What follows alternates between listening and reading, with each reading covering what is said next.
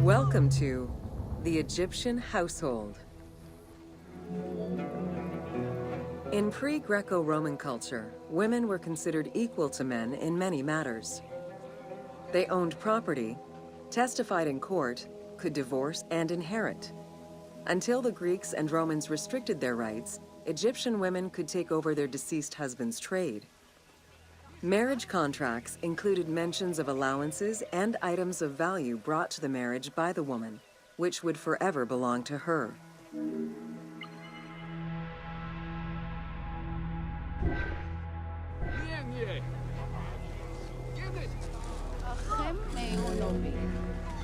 Certain professions were open only to women, such as weaving or professional mourning, while others were available to both genders, including working as servants for the rich households. Social status did have an impact, though. The higher in status, the easier it was to obtain education and access different professions.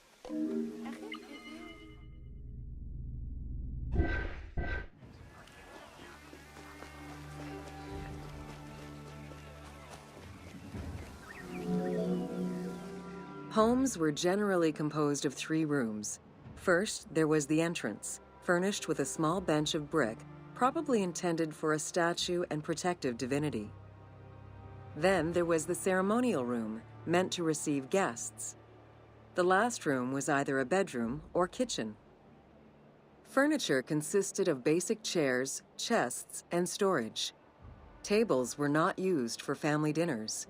Instead, each individual had a small table of their own.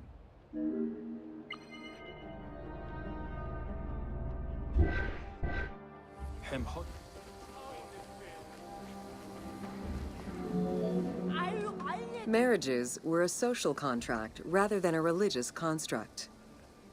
Family was vitally important to ancient Egyptians, and children were considered a blessing from the gods. The father, mother, and their children were the nucleus of the family, and cohabitation sometimes extended to mothers-in-law, sisters, aunts, and sisters-in-law.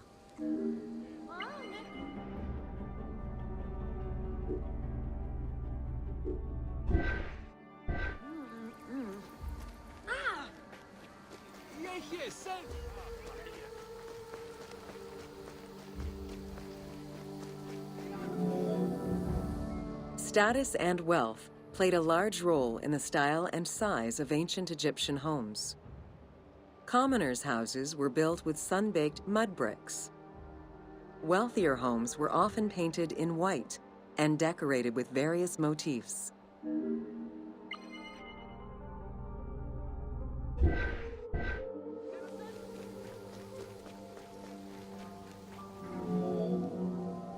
Town officials and the rich lived in mansions with numerous rooms that were luxuriously decorated.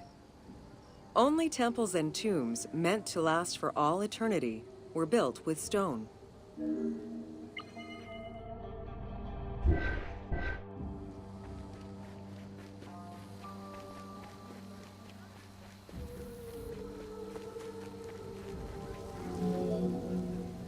Funeral stone inscriptions focused on the main member of a household. Encircling this person would then be a spouse, parents, and children, possibly even siblings. These stones were so structured because there were no surnames in ancient Egyptian culture. Parents and children were a sort of family tree, which allowed for the identification of the deceased.